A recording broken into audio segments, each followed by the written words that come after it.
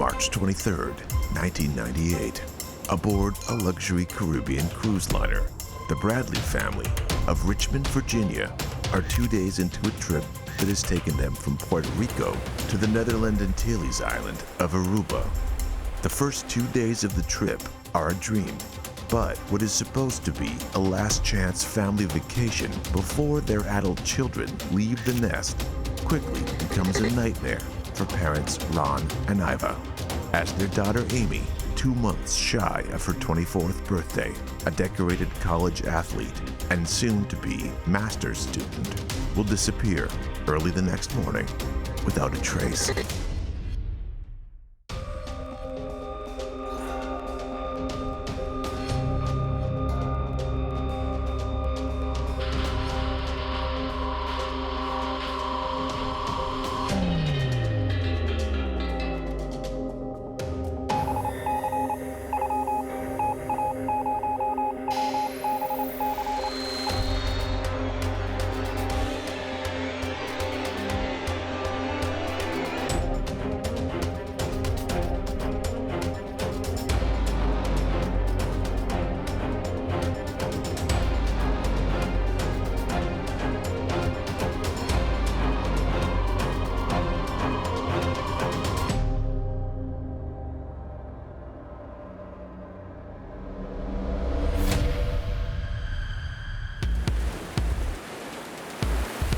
March 21st, 1998, Puerto Rico.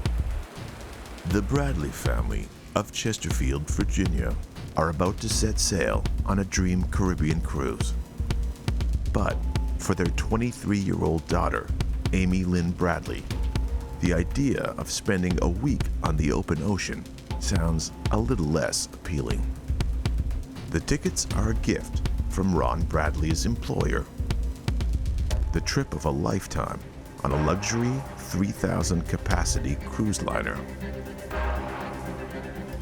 We flew down to Puerto Rico, and then we got to the terminal, and then Amy and Brad followed on a different flight and came down, and we were very excited about this opportunity. But Amy is unsure. Though a strong swimmer, the recent college grad is nervous about the cruise. I think we all have that gut instinct. We all have premonitions, if you will. Often we're taught to ignore them because they're just fantasy. A lot of the time, you need to recognize your gut instincts and follow them.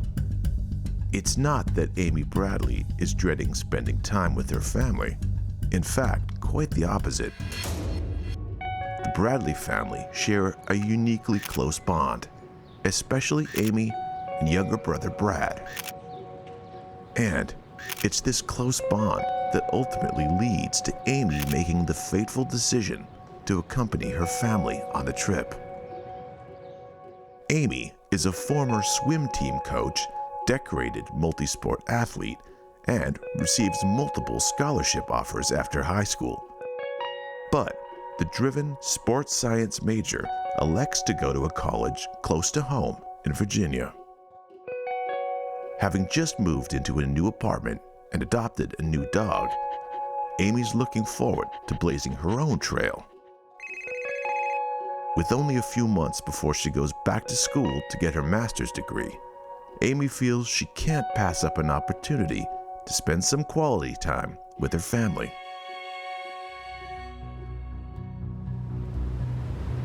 Ron and Iva are excited to take their 2 grown children on one last family vacation before the realities of adult life begin to get in the way.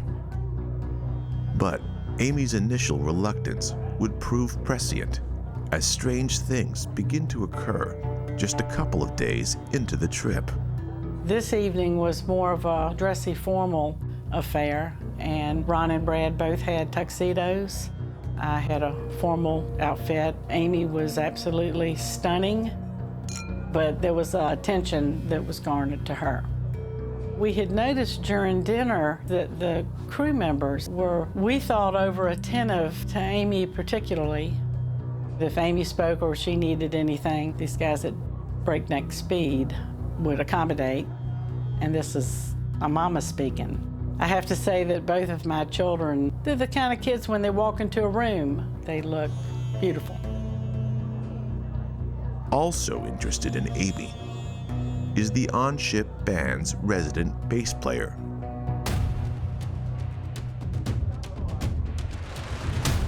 Other guests sitting near the Bradley family begin to comment on the attention the crew is giving Amy. After dinner, there were pictures being taken, portraits. Amy and Brad took several portraits together. And once portraits are taken, they're put in the photo gallery on a boat. And then later you can go view them and purchase them if you'd like.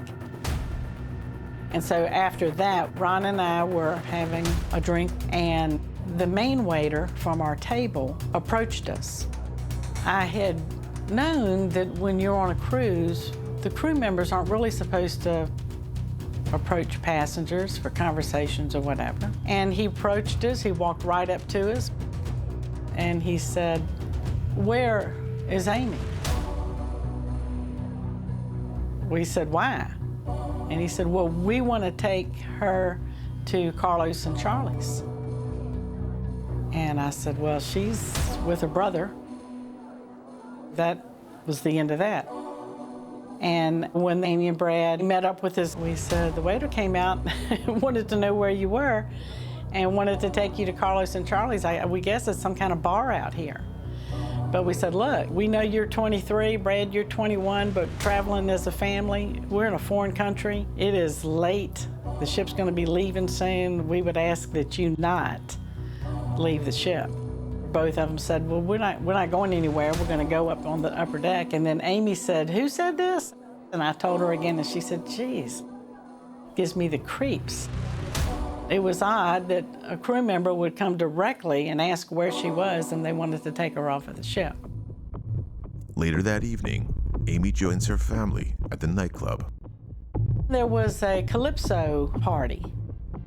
I did notice our waiter from the dining hall walked up to Amy and Brad, and there was conversation. I saw the waiter look at the bass player in the band and give a nod, and didn't pay much attention to it at that time. Around 1 a.m., Ron and Iva decide to go to bed, leaving Amy and Brad to dance with their new acquaintances. And we said, we're wiped out, we're gonna go to bed, and y'all have a good time. Y'all gonna hang together, right? Oh yeah. And last thing that we said to Amy, and I kissed her, was, I love you. I'll see you in the morning.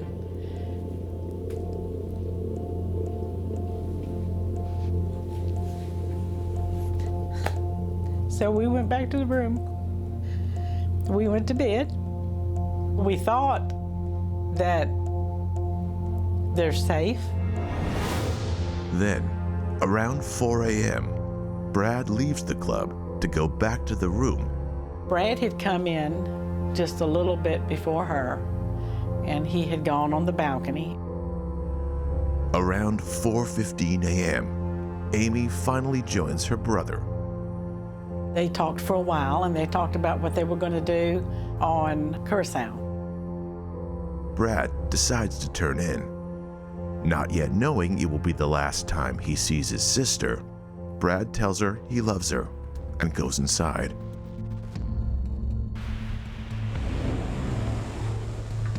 Ron wakes later that morning, around 5:15 a.m.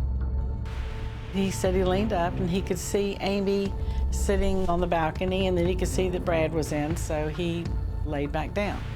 But what happens within the next 20 minutes, as the ship is preparing to disembark in Curacao, will leave Ron Bradley and his family in tatters. He woke up again in the next 20 minutes or so, and he looked and he said, you know, she wasn't there, and she wasn't in the bed. And so he sat up and could see the ship was not moving, and decided, well, I'm gonna go look for her. Her belongings are still in the room. The only things missing are her cigarettes and lighter. Thinking perhaps she went up to the deck early that morning alone, Ron looks all over the ship. So he starts looking. he's unable to spot her, and then he becomes a little bit concerned.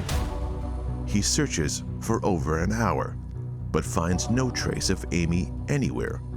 So now Ronnie is in full speed, and he is beside himself.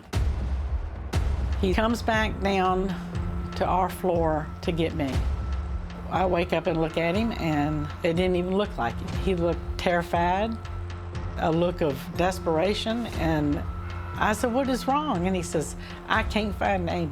And I said, "What do you mean you can't find her?" And he said that she's left the room, and I've looked everywhere, and I can't find her. So this is about 7. So he spent all that time looking. So Brad, of course, wakes up. She was here. "What do you mean you can't find her?" The Bradleys turn to the captain, hoping to be able to put out a call, alerting the entire ship to Amy's disappearance.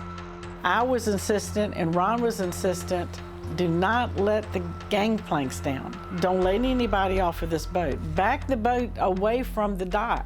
Don't let anybody get off of here in Curacao. Then I heard, "Amy Bradley, please contact the purser's desk. Amy Bradley, please contact the purser's desk." And I'm saying, we need to search for her. There's 3,000 eyes and ears on this boat. People would help us.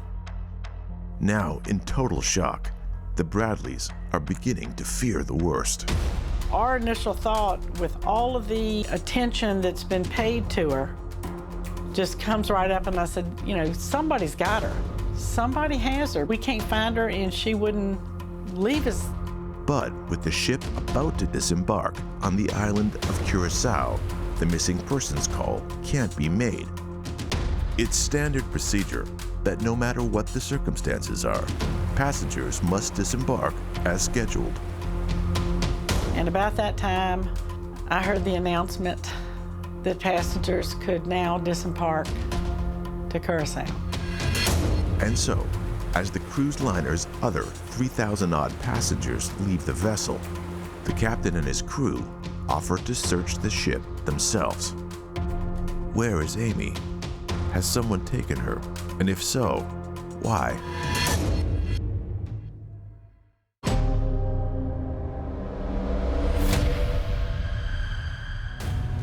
It is March of 1998, and the Bradley family of Chesterfield, Virginia, are on an all-expenses-paid Caribbean cruise. One last family vacation with their adult children. On their 3rd day, they have a fancy dinner and dance the night away at the ship's nightclub. And we said, we're wiped out, we're gonna go to bed. And last thing that we said to Amy, and I kissed her, was, "I love you. I'll see you in the morning." But early the next morning, the Bradleys' vacation will turn into a nightmare as 23-year-old Amy Lynn Bradley vanishes from her room without a trace. As they reach their next port of call, the Netherlands Antilles island of Curacao, the other passengers are about to disembark without any of them knowing the young college grad is missing. I was insistent, and Ron was insistent, don't let anybody get off of here in Curacao. And about that time, I heard the announcement that passengers could now disembark to Curacao.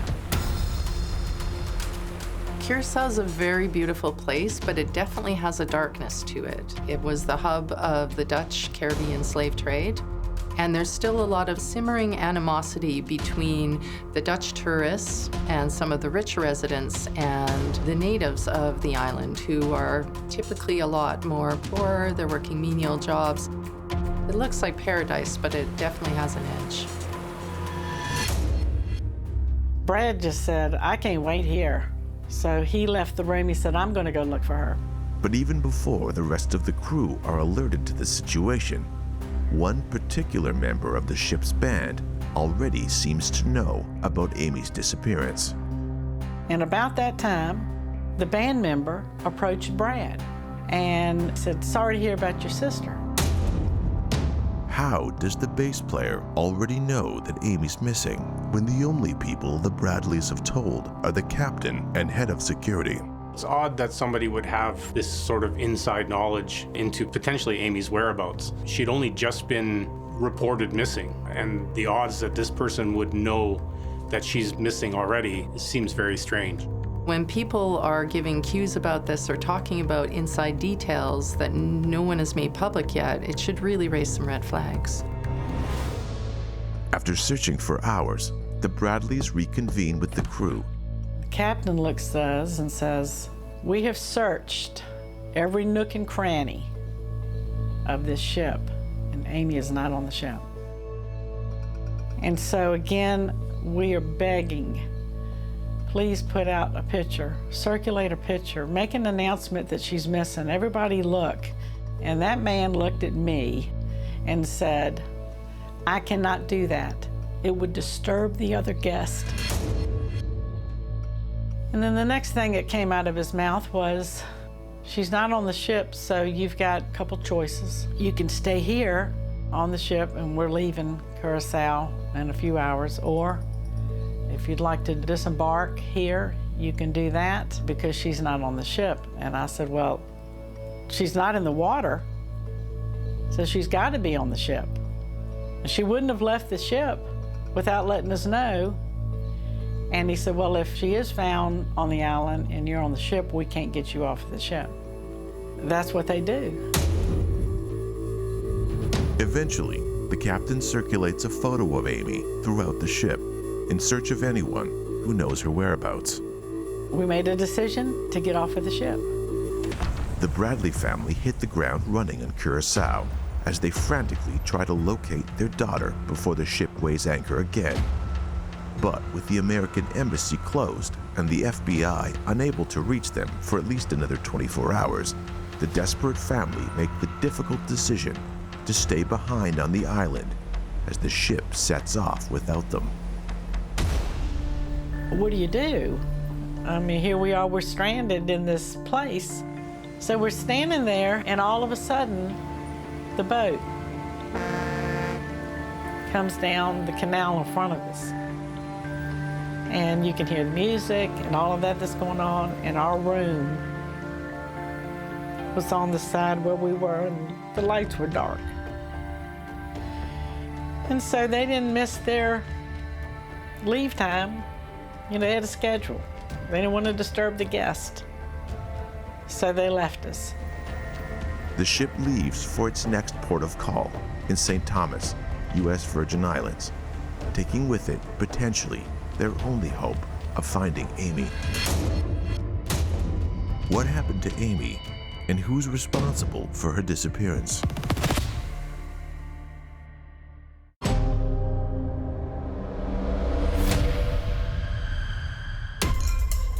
What was supposed to be a once-in-a-lifetime family vacation has quickly turned into a living hell for the Bradley family of Richmond, Virginia. The first couple of days of their Caribbean vacation goes well, but by the early morning hours of the third day, Father Ron wakes to find his 23-year-old daughter Amy gone, plunging the Bradleys into a desperate search for answers. One that will take them off the presumed safety of the cruise ship and onto foreign soil. With the FBI unable to reach them for at least 24 hours, the Bradleys spend the next couple of days in Curacao, looking and waiting for any news of Amy. We could not imagine where she could be. The next day, my entire family is back here in the United States, contacting anybody that they can to get the FBI involved to help us find Amy. It's important for people that decide to leave our ports and step on board any ship to know that a few miles out from the dock, you are now in international waters, and it is lawless. So when you are in international waters and there is no law, you have no rights. So we find out from my brother, and I do have a signed statement from the security officer, that a search was affected to include the bathrooms, the common areas, lockers, and she wasn't found. So that's not every nook and cranny. With that news, we have to get back on the boat. the Bradleys are told to fly to St. Thomas to intercept the ship upon the FBI's recommendation. We demanded to be allowed back on the boat. Absolutely demanded. The Bradleys return to the ship and confront the captain and crew, this time with the FBI. I've gone into the mode of, how dare you tell us that you've searched the ship and you haven't? Now that the FBI investigation is underway, 2 college students approach the Bradleys. Brad had met these 2, and so had Amy a few days prior. And they said, we saw Amy. We saw her that morning, early that morning. She got on the elevator with a band member. Amy was looking out, and the elevator opened to the disco, and they stepped into the disco. Did the bass player say something that could have convinced Amy to return to the nightclub with him later that morning?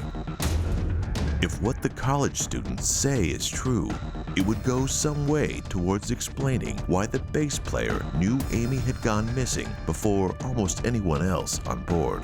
When we can talk to the people who are purportedly the last to see somebody before they've gone missing, that gives us a point in time to work on in the investigation. Where were they before that? Where did they go after that? These people are very important to the investigation. Being allegedly the last person seen with Amy, the bass player is interrogated by the FBI. Brad tells the investigators about the odd interaction he had with the bass player on the morning Amy first went missing. But the bass player refutes Brad's statement, claiming to have no knowledge of Amy's disappearance. And then there's the case of the missing photographs.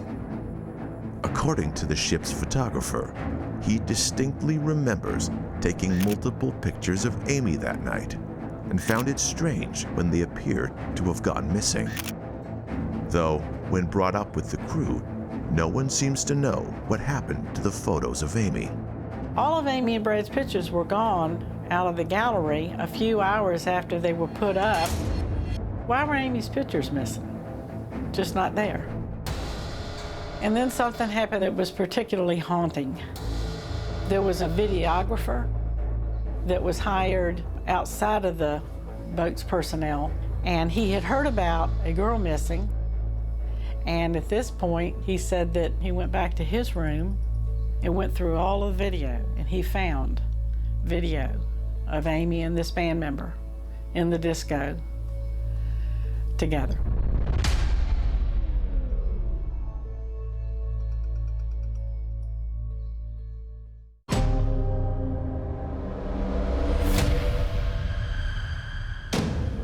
The Bradley family of Richmond, Virginia are on what was supposed to be the vacation of a lifetime, aboard a luxury cruise liner. But only a few short days into their vacation, the tight-knit family have been torn to shreds, as Amy Lynn Bradley, just a month shy of her 24th birthday, suddenly goes missing. The Bradley family believe their daughter was kidnapped. There is one piece of evidence in this case that would remain under wraps until years later. Some might say years too late. There was a videographer. He found video of Amy and this band member in the disco together.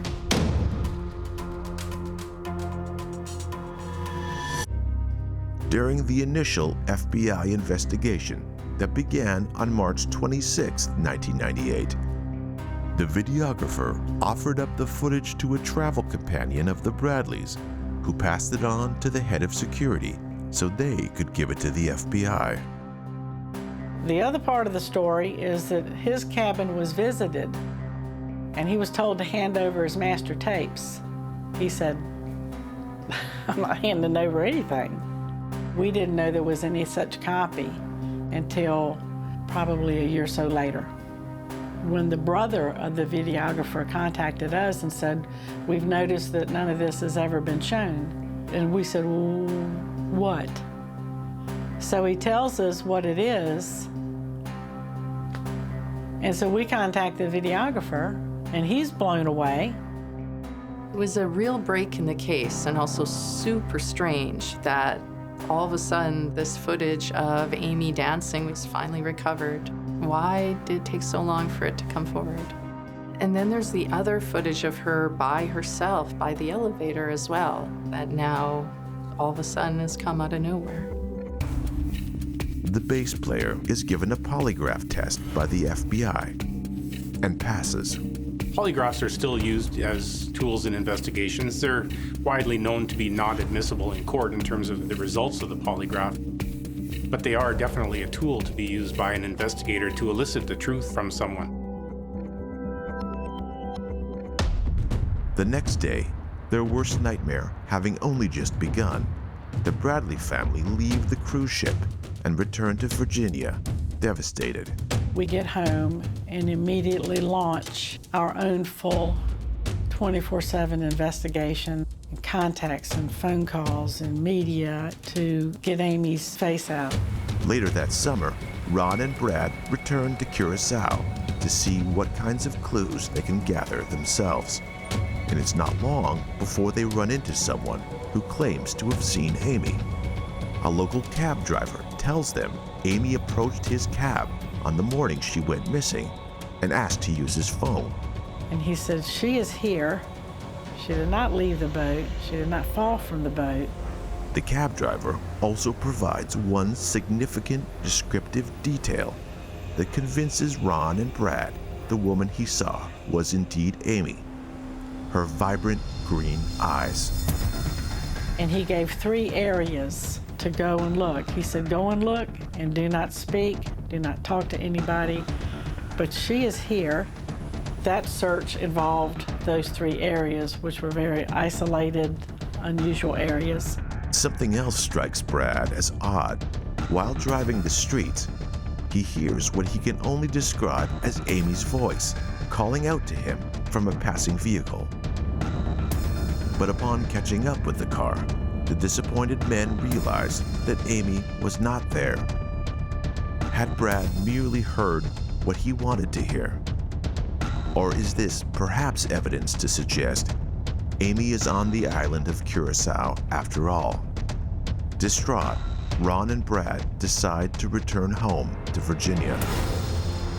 More than a year later, there have been no new leads in the case of the missing Amy Lynn Bradley. That is, until a Canadian businessman, David Carmichael, gifts the Bradley family some much-needed hope. He went on a diving trip to Porto Marie in Curacao in August of 1998 with a buddy. There really wasn't anybody on the beach. And as they were washing out their equipment, they noticed 3 people walking down from the beach. It's a girl flanked by 2 men. And the girl walks right up to David Carmichael. He said, almost in his face, The 2 men force the woman away from the situation, merely a few feet from Carmichael. as she walked away with her head down, the diving buddy commented to David the tattoos that he had seen. They didn't know anybody was missing. They didn't know what was up. And they noticed that she'd have her head down, then she'd look up and have her head down. Finding this strange and somewhat alarming, Carmichael decides to follow them. He begins to notice the young woman subtly communicating with him. She seems to be going out of her way to show off her various tattoos to the Canadian traveler. You know, at the time, he just figured it was a domestic situation. He didn't know, so everybody left. And upon returning home, months after his trip, Carmichael sees a familiar face and familiar tattoos. One of the programs that we had done was on that evening, and he heard Curacao.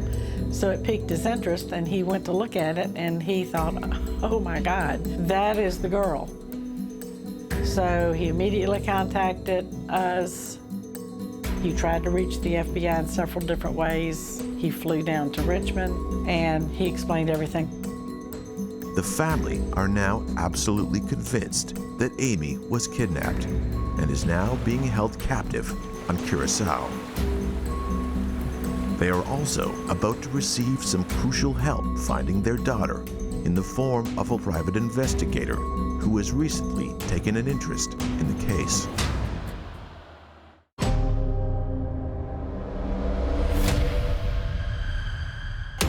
It is now more than a year since her disappearance, and the case of the missing Virginia native, Amy Lynn Bradley, has taken a new turn in the form of a significant sighting on the Caribbean island of Curacao, leading to a Canadian scuba diver providing stark new evidence to suggest that Amy, who went missing while on a family cruise in March of 1998, is alive. In August of 1998, private investigator Frank Jones contacts the Bradley family. A former U.S. military special operative, Jones believes that Amy is part of a massive human trafficking ring operating in the Caribbean. Human trafficking is a huge concern, and people go missing from cruise ships. They go missing from resorts around the world all the time and sold into sex slavery. It's run by cartels around the world, so it's definitely something to be taken seriously. Frank thinks he can bring her home, but needs an advance of $25,000 in order to do so.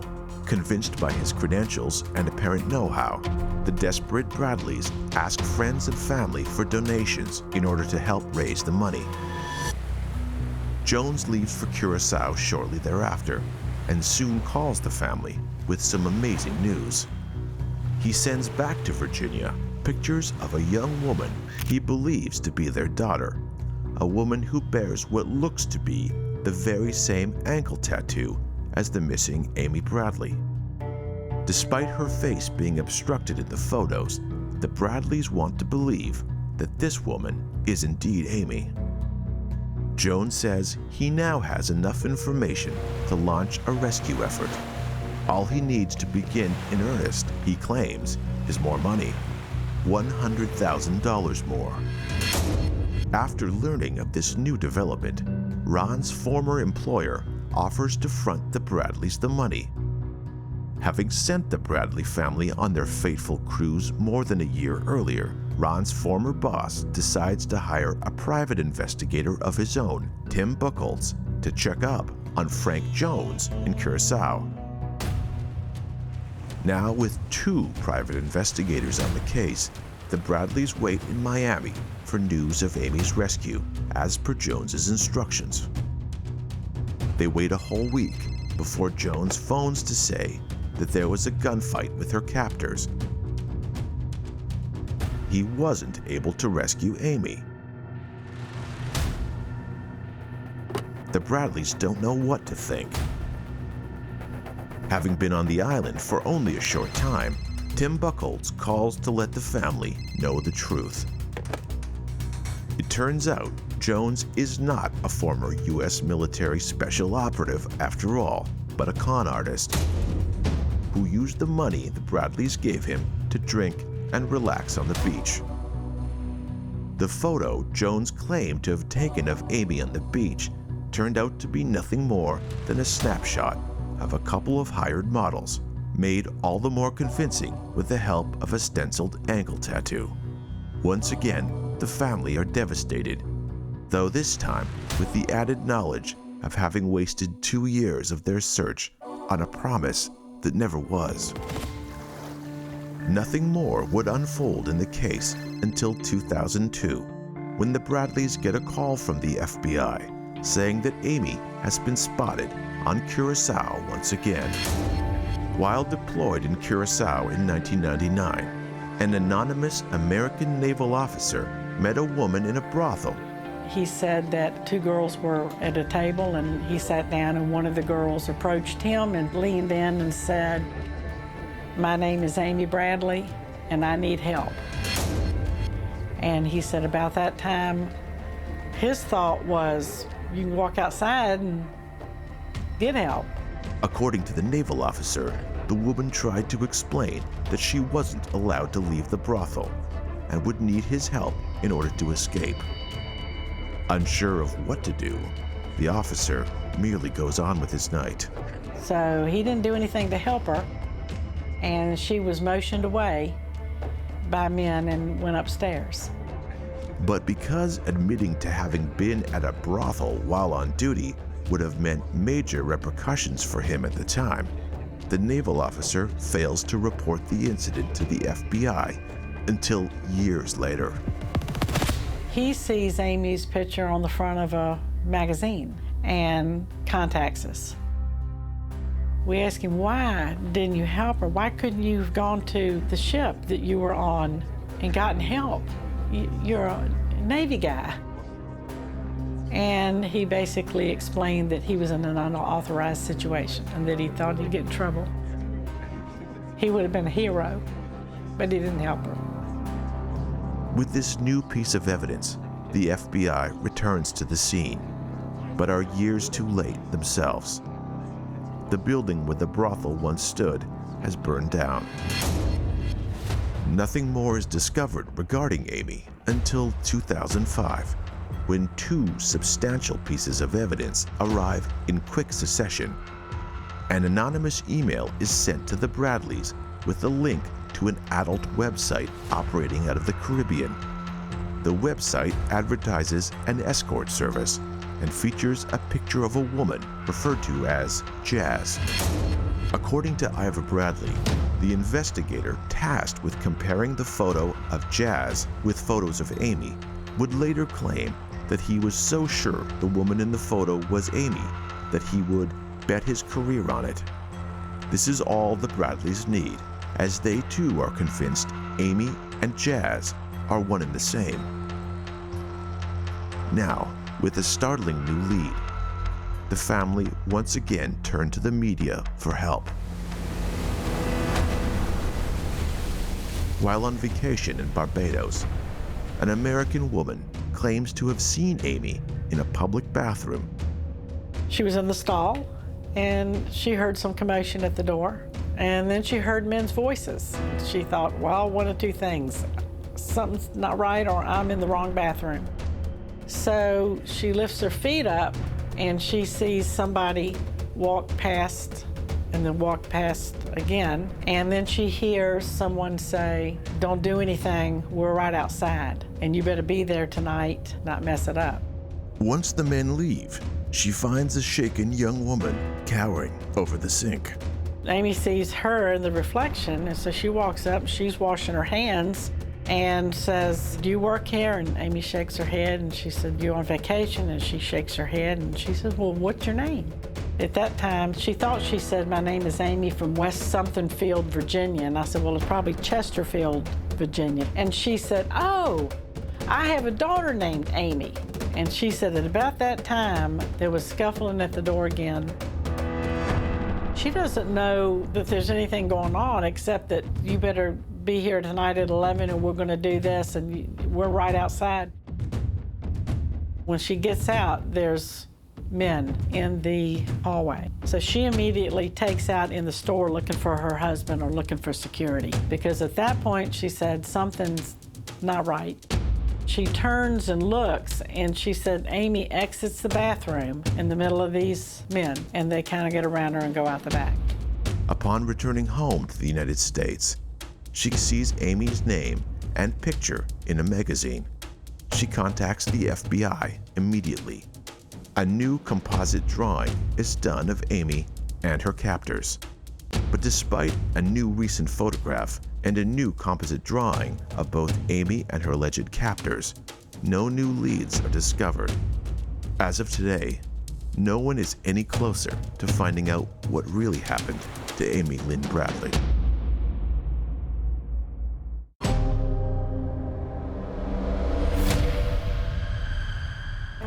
The disappearance of 23-year-old Virginia native Amy Lynn Bradley while on a family vacation in March of 1998 remains unsolved more than 20 years later. If somebody saw Amy today, she has a few tattoos. She's got a baby Tasmanian devil spinning a basketball on her left shoulder blade with a little beanie cap. She got a full scholarship for college for basketball, so that was a design she came up with. She's got a Japanese symbol on her right ankle, a few inches above her ankle bone. She's got a gecko lizard around her navel, and at the waistband, a little below on her back, she's got a Chinese symbol with some Chinese writing on the inside.